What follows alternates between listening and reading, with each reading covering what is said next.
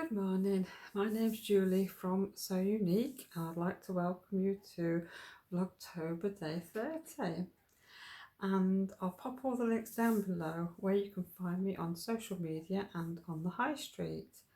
I am most active on Instagram though these days. Well, I can't believe it, we're on day 30 already, one more day to go. It's just flown by. Well, it's a lovely day outside again. It's probably going to be cold. Sun's out, which is brilliant. I'm just about to leave for work. I've got quite a few things to do today. I'm still obviously working on my bags at the shop.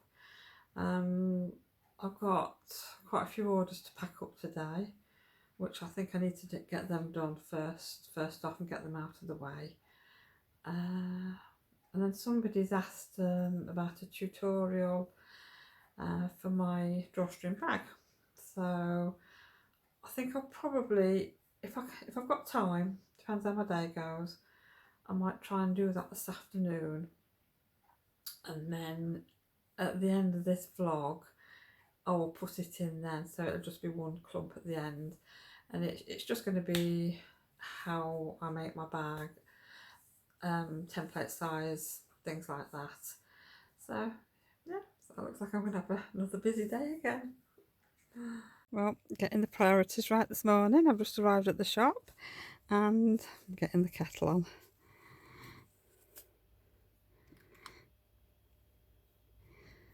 This is my little kettle. It's not quite like a standard kettle.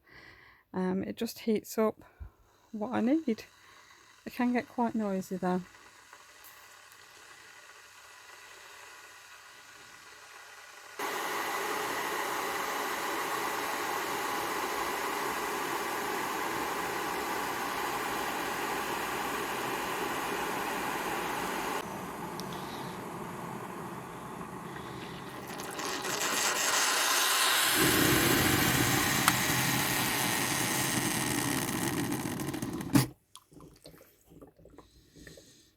And it needs a second go to fill the cup up to the top.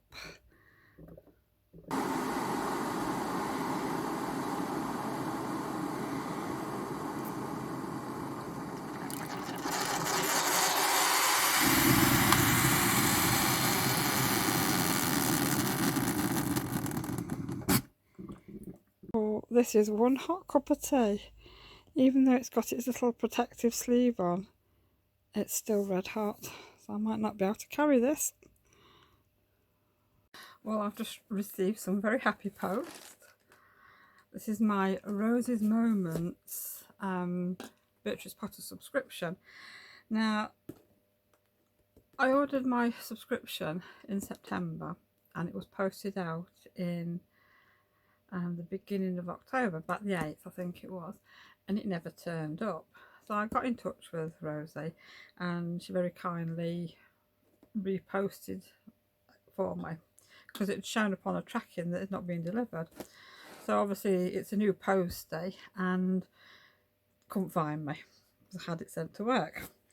So anyhow, she posted it out yesterday and it arrived today. So very excited, because this one is Mr. Todd, and as you all know, Mr. Todd is the fox. So you get a nice little letter in there, and excuse the rustling, that is Mr. Todd yarn. Now this was Rosie's last skein of the Mr. Todd yarn, and she'd bought it up into a gift. Now this is quite weighty and there's some things in it, as you can see there, and there as well. So this is going to be interesting to see what's in there. So I'm going to put it down, so that's nice. There's a Beatrice Potter tin with all the, well, some of the characters on, that's got a tea in, English tea, which that'll be nice. I have to use that container for something. And then there's a fox soap. It's scented in autumn apples. What's that? Looks nice. And there's a fox napkin.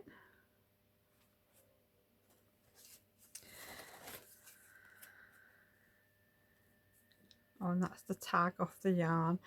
It's a 4-ply weight yarn in autumn colours, and it's 75% merino and 25% nylon. And there's some little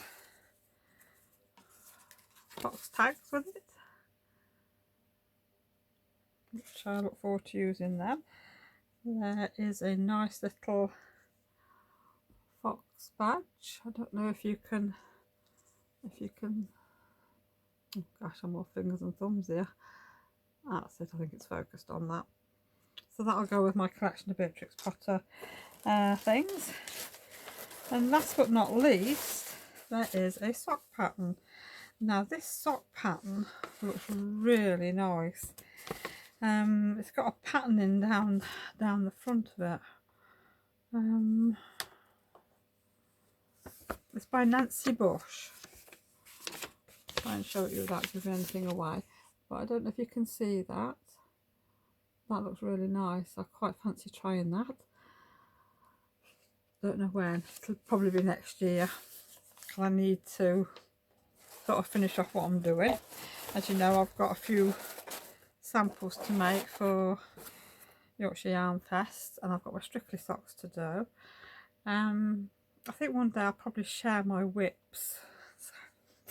Might shame me into getting them done.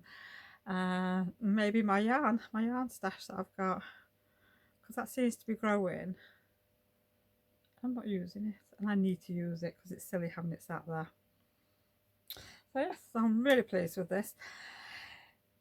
That, I think the yarn, the Mr. Fox yarn, I think I might use that for some autumn socks for next year.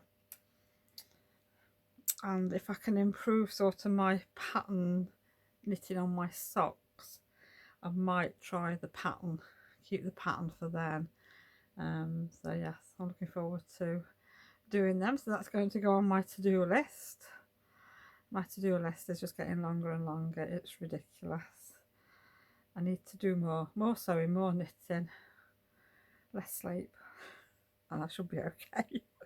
Well, I'm still drinking my tea. The mug is still nice and warm, and the tea's still good. I think I probably got half a cup left, so I'm not doing too bad this morning.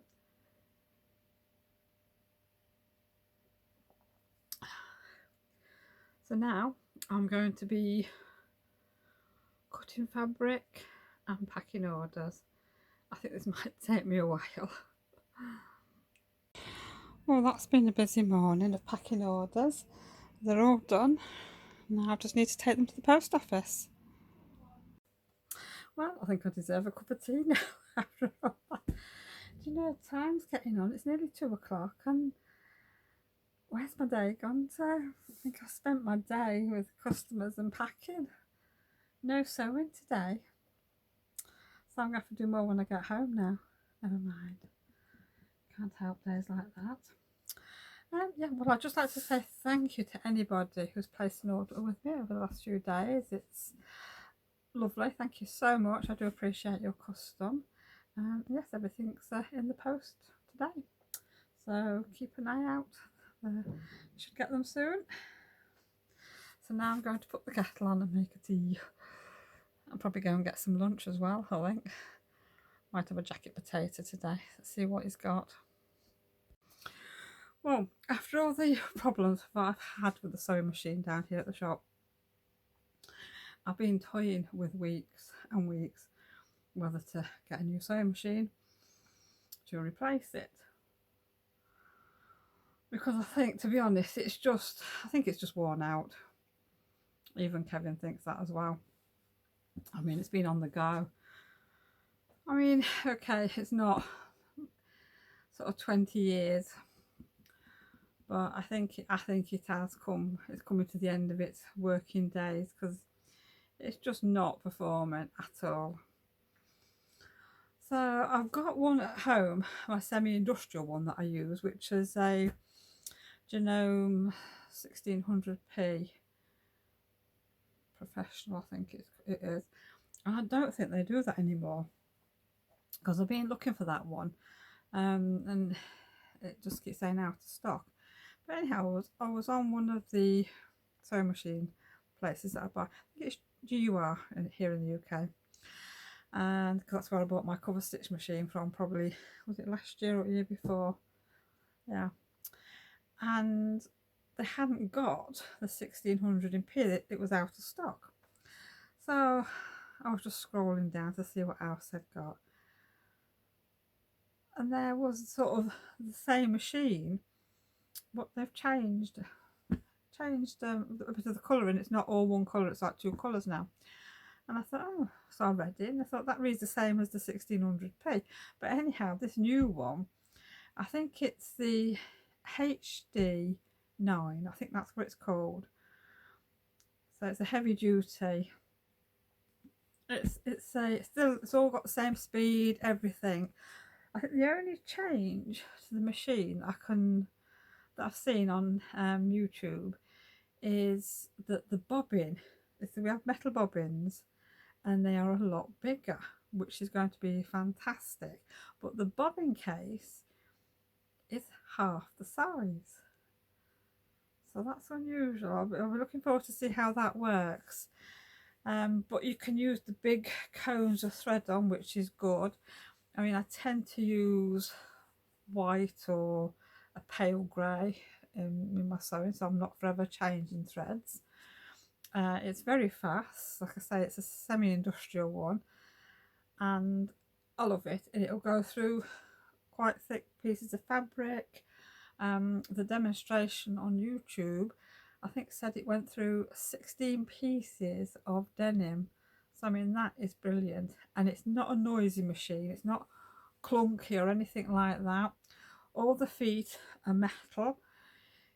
You have to get a screwdriver to change your feet over, which is a bit frustrating when you're going from a 1/4 inch foot to a narrow foot, or what your quilting foot on.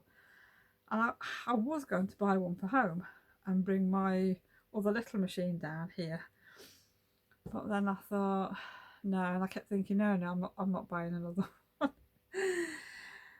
So I bought one last night and it's on its way. So it wasn't an impulse decision. So I've been wanting to do this for a while, but it was going to be for home, but now it's going to be for down here. So people will be thinking next door to a sewing factory wants to get going with this. So I bought a couple of feet to go with it and some needles. So that'll be good.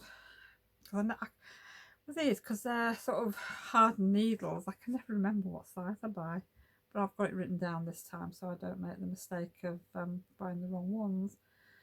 So hopefully it'll be here tomorrow, but I don't think I think it's coming to home actually, not down here. So it probably won't get down here till over the weekend. But actually there's another thing as well on it for the tension, because on the 16p you just get your one tension on it and that's it.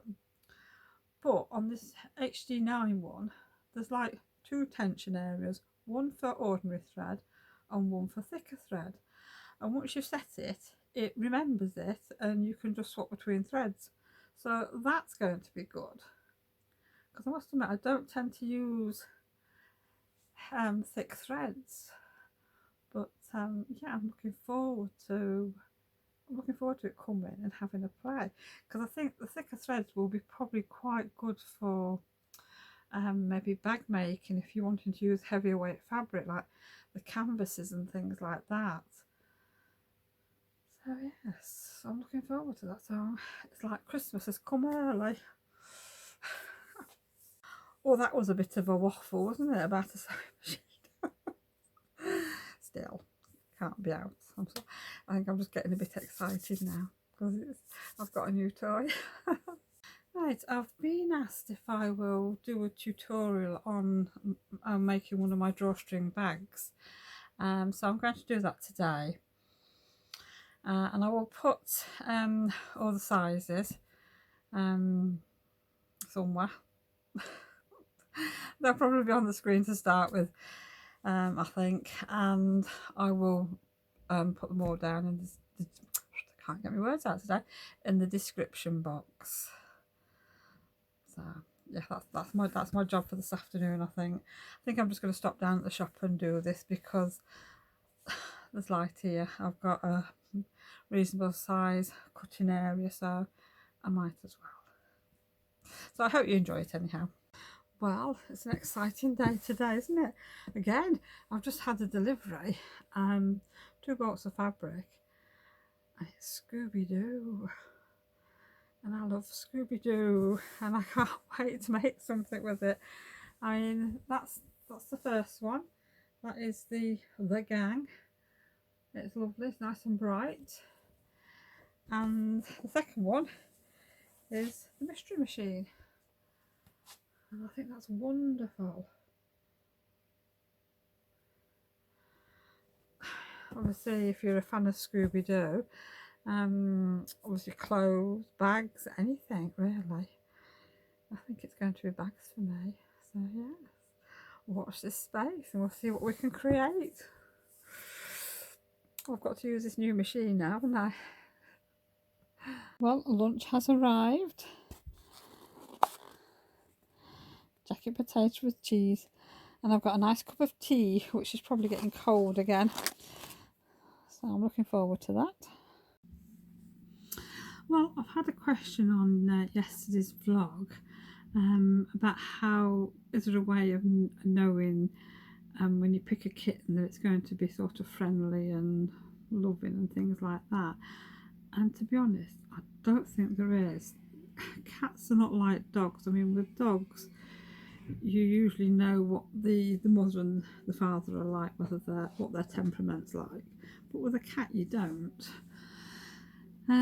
Maybe the only thing you can do is probably, if it's a kitten, play with it a lot, pick it up, fuss it, and it might grow up to wanting to be fussed. But I'll tell you a little bit about our cats, because we didn't sort of pick all of them. I mean, we've never had cats or anything like that before. Now, our first cat was called Kitty. Now, she came along, when did she come along? Right, I'm going to hazard a guess here. Over 14 years ago, she turned up on our doorstep. We've had odd 1 or 2 cats turn up on our doorsteps. I think we're a magnet for cats, as you'll say. And yeah, she turned up. It turns out she was an old puss. She probably was about 12, 13, something like that. She'd got bad teeth. She'd got a saggy belly, but she was the most friendliest cat you could ever wish to meet. She wasn't one for being picked up or being fussed or anything, and I do think now it's probably because she was in a bit of discomfort, because when we decided to take her in, obviously we took her to the vets and everything, and yeah, she's got a few problems, and we were backwards and forwards to the vets for probably about 18 months. We only had her for that long. We ended up syringe feeding her. We had to puree all her food up and mix it with water, so we spent a lot of time trying to give her a good life and a happy life and pain-free life as we could. And every time she sort of went to the vets, we were all thinking, oh, is this going to be the last? We're not going to get her coming back. And obviously that last time she didn't come back, she did die. But I'll go back a little bit. After Kitty turned up, then Tabby turned up. Now I think it might have been 2 or 3 months later, after sort of we'd taken Kitty in, Tabby turned up, and we didn't really know how old he was, but I didn't really take to him straight away because he'd got these really piercing, very pale green eyes. But I've got this lovely photograph of him sat on our fence under the apple tree, just staring at me. And obviously he worked his way in eventually over a short period of time, so we took him in, and obviously at that point I think he was about 6 months when he sort of turned up on our doorstep, and he was feral. And of course we weren't cat people, we didn't know what to expect. Anyhow, he was quite a good cat. I mean, he was very hungry. He's always been a big boy, and he wanted to get close to Kitty. He liked to sit near her, but if he ever got too close, she'd bop him on the head or bop him on his nose. She wouldn't, you know, she kept him in his place. And he used to go out a lot because obviously, like I say, he was feral, so he was used to being out. When we lost Kitty, I mean, it was heartbreaking losing her. But Tabby sort of, what can I say, took her place. He stayed in for a full week after she'd gone, and he just stayed with us, and he sat with us, and he sort of never left our side.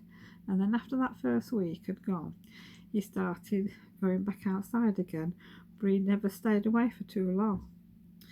So yes, so he moved in, got his own bed and everything, so we were quite happy.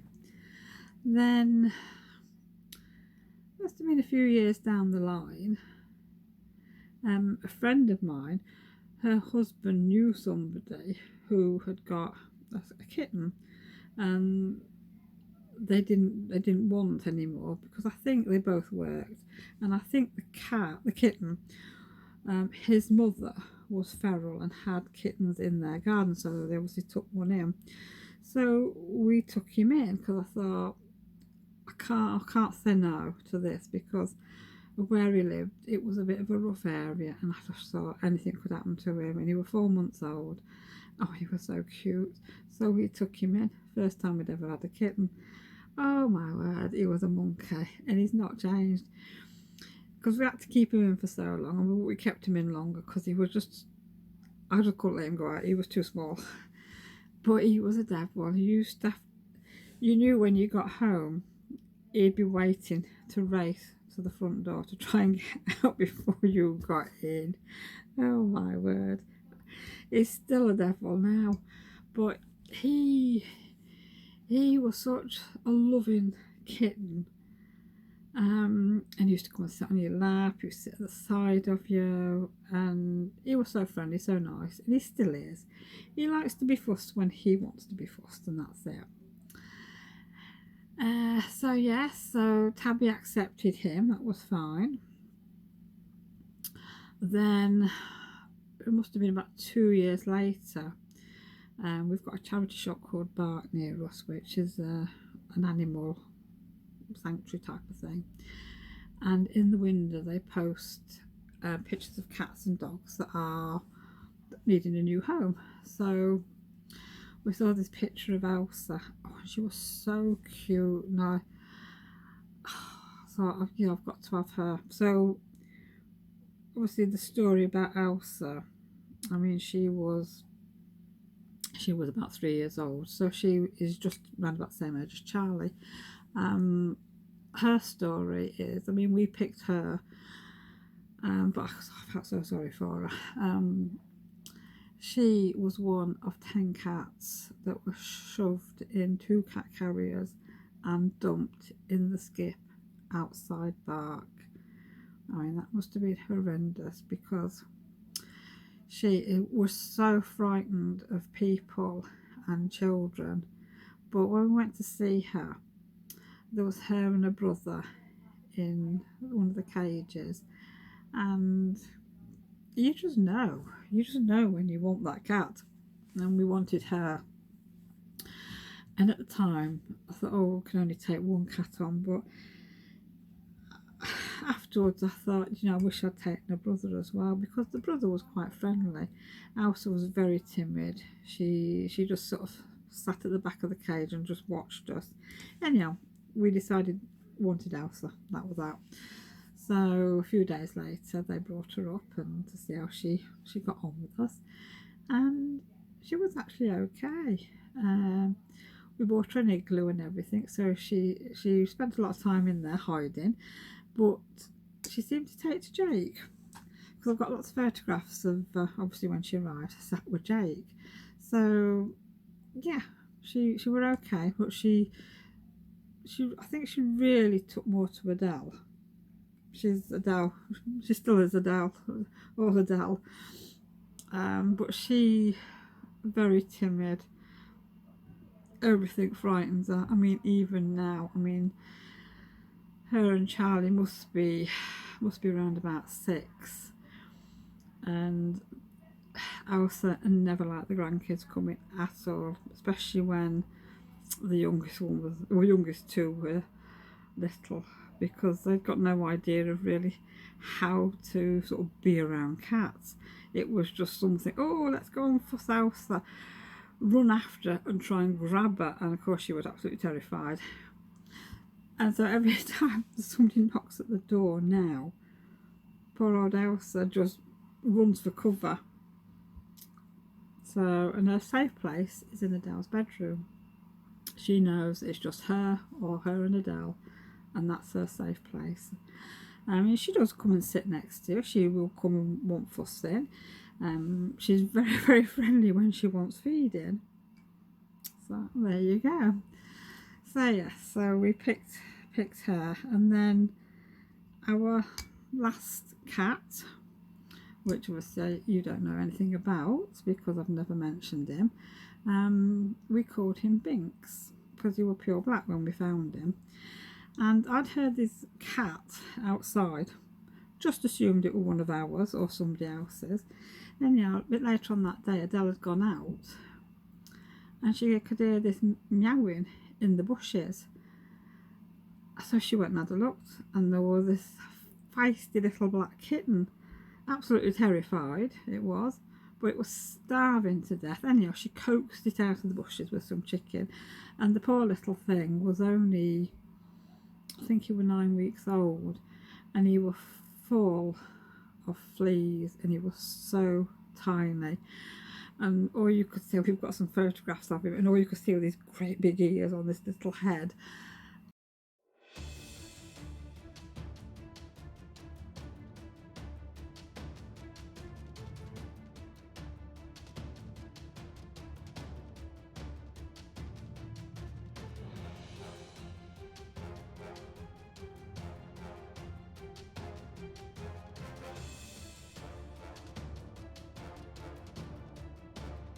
And so she got the cat carrier down and popped him in there because obviously he got fleas and that.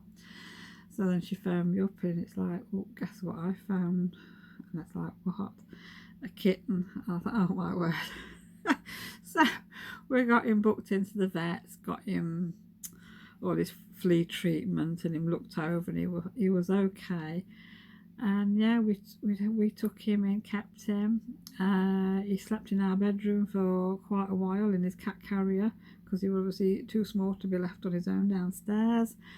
It took quite a long time for the other cats to accept him because there was a lot of hissing. So obviously he couldn't come out of his cage while the other cats were around. So we kept them separately for quite a long time, and then, I mean, they knew he was there, and then sort of introduced them, and eventually they all accepted Binks.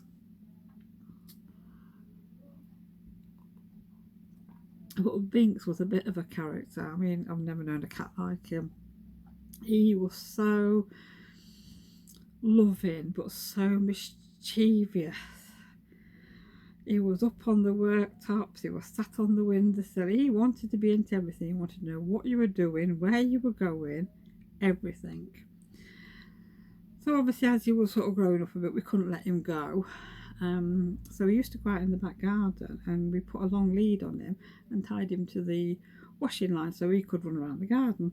So he used to play with Charlie and that, and everything was fine. And then when he became old enough, we let him off the lead, and he stayed in the back garden. Then he started venturing just round a couple of gardens. He was fine. He didn't really go far, but Charlie was one for play fighting, chasing, and I think unfortunately him and Binks were chasing, and Binks has ran out onto the road right outside our house, and he got run over. and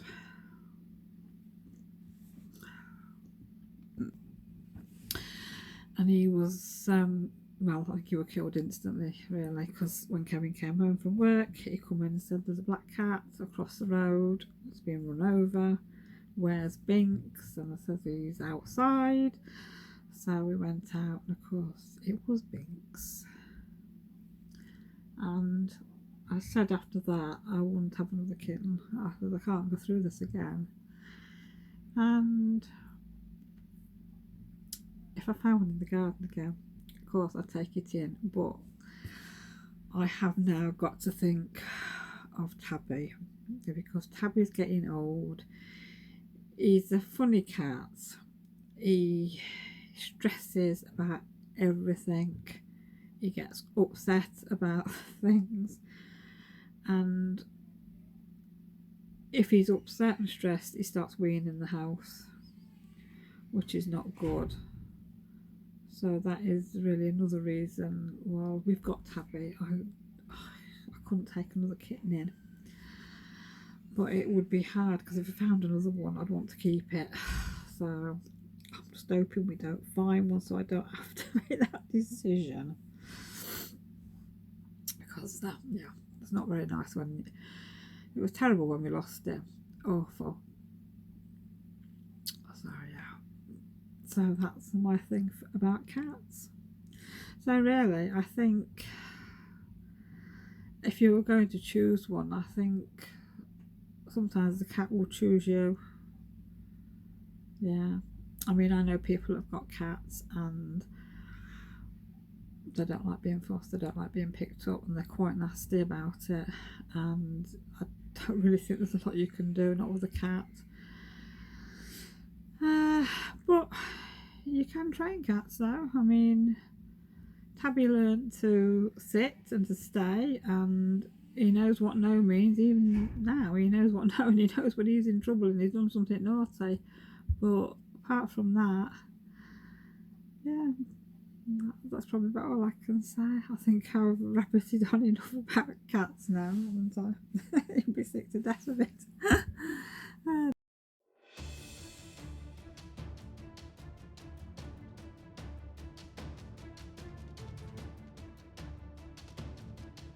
Right, I mean, I make myself a template. So if you cut a piece of card 14" across, 11.5" down, then on your corners, if you mark a 2" square in each of the bottom corners, then chop it out. So that is there then for your box bottom. Okay. Then for your drawstring channel, you need 2 pieces of fabric per bag, 13" long by 5" wide. I will write all these instructions down below in the show notes. So for each bag you need to cut out two of these in your main fabric and 2 in your lining fabric. Now when you come to do your lining fabric, I would take 1/4 inch off the top of your lining fabric, so it's just slightly smaller than your outer fabric, and you don't get a lot of excess on the inside of your bag. Oh, and yeah, you want wadding as well, cut to the same size. Right, let's just. Right, so I've got my piece of fabric for the front and the back. I spray the fabric with 505 temporary adhesive, and stick it on some wadding. I use batting. It's not thick, but it gives your bag a little bit of body, and your bag will stand up on its own. I never use polyester wadding. I know it's cheap, but when you iron your bag, the polyester, it's only plastic, so it all fuses together into this hard lump, which I personally don't like. But you know, I mean, cost wise, I suppose it's the cheapest thing to use. So right, so I've got 2 of those, and I've got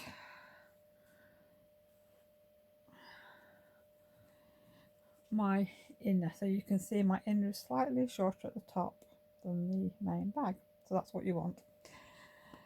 Then for your casing for the top piece, oops, what you want to do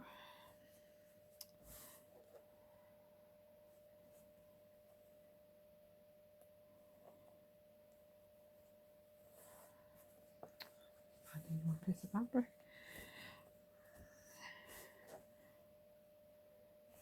Fold it in half, right side together, so it's like that. Then down this edge, sew in 1/4 of an inch, sew in 1/4 of an inch down this edge. Okay, then turn it, poke your corners out, press it. You must press as you go along. Then when you've done that, you need to top stitch on each edge, so you're going to end up like that. Okay, then next stage,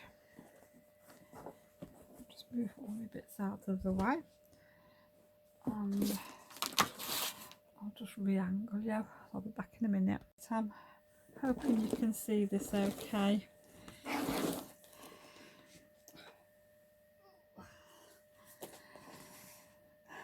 So you put your outer piece right side up, just get your 1 piece of lining so it's right side down, just leave it on there for a few minutes. Take your piece for your cord, cord casing, and what you need to do is fold this in half.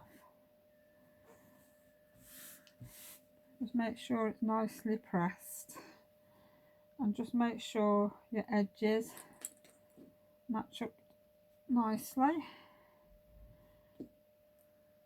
and just put 3 clips on.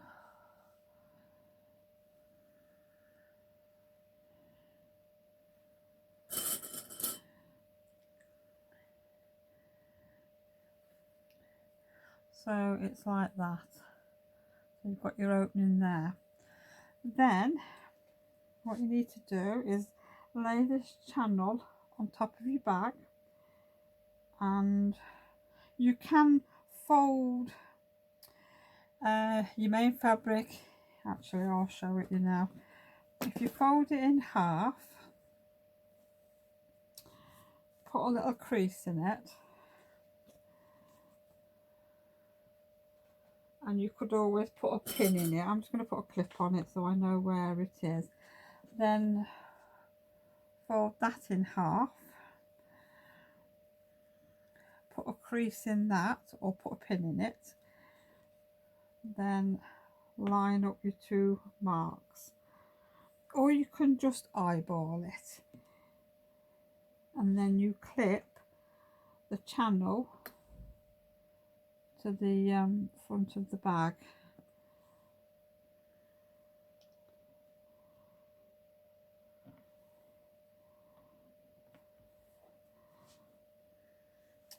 So then it's like that. Okay, but do make sure you press at each stage. Now you get your lining fabric, place that on top, and then just unclip and then reclip with the lining fabric on. So you end up like that. So your channel is sandwiched between your front panel and your lining. Now take this to the sewing machine and sew across here just 1/4 of an inch in. That's all you need to do. So do that on both pieces. So here's one I've done earlier. So I've stitched that. Okay, so now what you need to do is flip it open like that, and what you would do is take this to the iron and press it well, especially on this seam. Make sure it's all nice and flat. Make sure your liner is down and it's all pressed. It just makes it easier for the final stage if you get this pressed now. Right, so let's just hang on a second. Right, then your next stage is, after you've pressed, to open your bag up, put right sides together, make sure everything matches up, put a few clips in or pins in.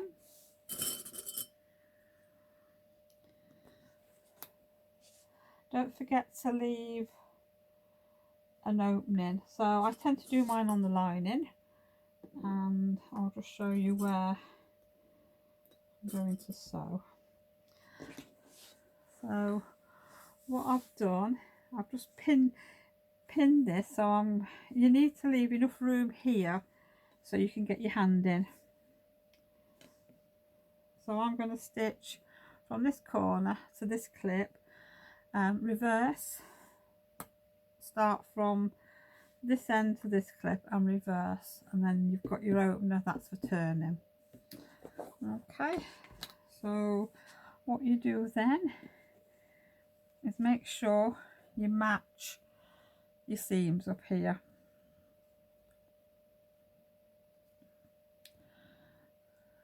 And then clip it, because you want your seams to be together there, otherwise it's quite noticeable if they're not.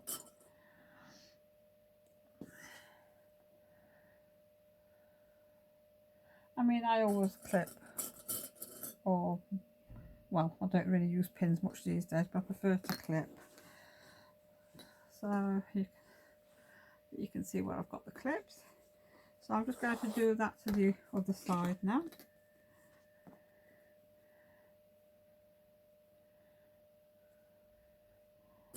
And then we'll be ready to sew.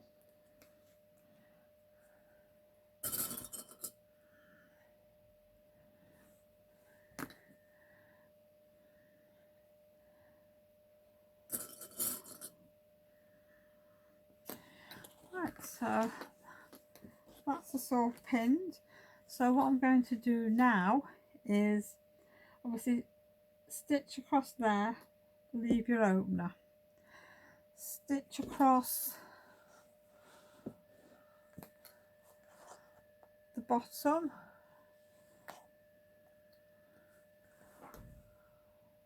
all the way along that edge there, right, and then turn it round, start from here, go all up the side, cross that, be careful of that bit there because it's quite thick. Depending on what kind of machine you've got, it might struggle, so just be careful, you don't want to break any needles. Then across your liner down to the bottom there, and then do exactly the same on that side. Right, I'll just go and sew mine and then I shall be back. Okay, so now I've stitched all the way around.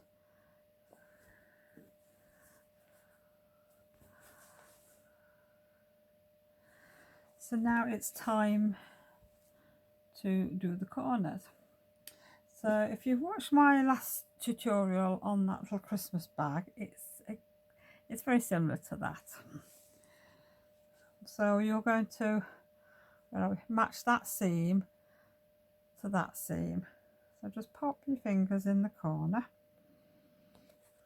like that, pull it open.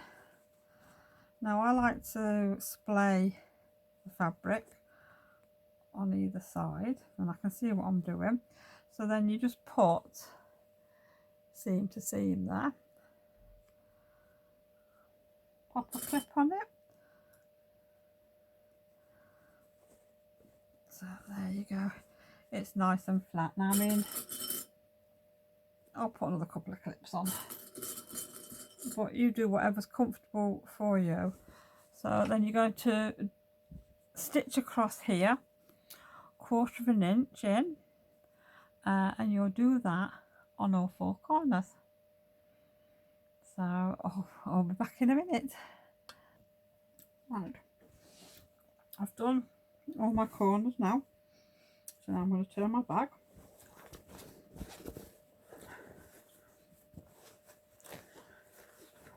I'll just be careful when you pull it through your opening, because you don't want to pull your stitches. Excuse me.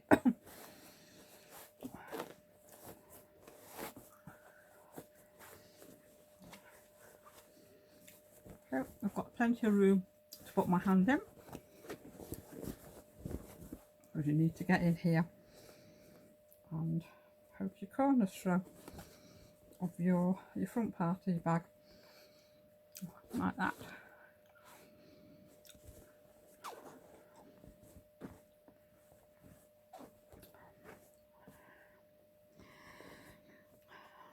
So when you're happy with all that, you now need to close your opener up. So if you just fold it together, put a couple of pins in it. Now you could hand stitch this if you want to, or you can just do it on the sewing machine. I think most people do it on the sewing machine, it's a lot quicker. So I'll just put some pins on there. So I'll just go and sew that on the sewing machine and I will be back. Okay, so I'm back now. I have stitched, I think you can see that, my opener closed. I mean, you go as close to the edge as you can. But yes, because I'm using white thread there, so you don't really see it. So I hope you can see. Then, obviously, pop your lining inside your bag. Get rid of all your threads. Make sure it's all pushed down. It's all nice. It wants a good pressing now. So what I tend to do is put a clip in on the seam at each side, because that's where it's at its thickest. So you can always trim a little bit away on the inside if you want to, but I do find that it presses down and I don't have an issue with it. So you want to give that a good press. You want to make sure your fabric's laying flat on the front. Turn it inside out and make sure it's all laying flat on the inside as well. Then you're going to turn it inside out,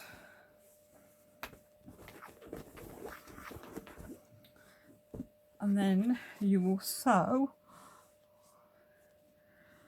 along here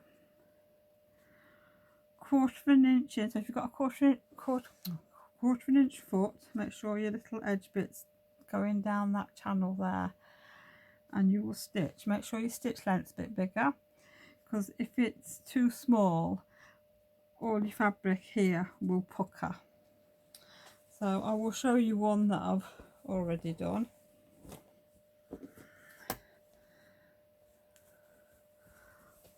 So you stitch all the way around, and don't forget to back tack in here. That's it. Then you want to get some cord. Now there's 2 pieces of cord there, and each piece is a metre long. So thread your cord in all the way around, knot it, and then thread your other one in all the way around and knot it at that side, and give it another press. You've got to make sure it's all nice and pressed, and that's how I make my drawstring bags. I hope you've enjoyed that, and I hope you find it useful. Well, that's me finished for today. It's nearly 4 o'clock. Can't believe I've been down here all this time. So I think I'm just going to wash my mug and quick tidy up and then head off home. So I'll probably see you a little bit later on. Well, I'm back home now from work. Got home about 4:30. It's now getting on for 5 o'clock. So I've just opened my bits of post and that. I've just got some essential oils. And I'm just having a double chocolate mocha. I just wanted to warm up. It's so cold out there. And the heating's not kicked in yet, so it's a little bit cold. Anyhow, I'm going to spend a bit of time now editing the video. So I might not be back on again today.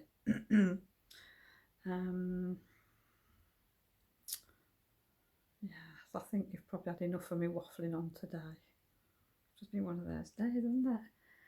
So yes, I'm going to say, I will say goodbye for now. Like I say, I don't think I'll be back on.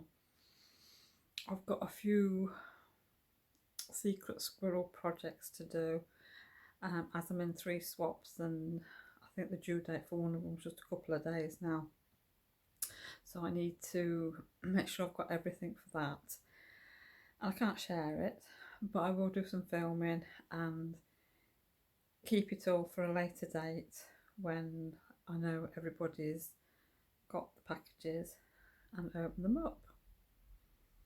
So yes, well, thank you for joining me today. I hope you enjoy it. I hope it's not too waffly for you.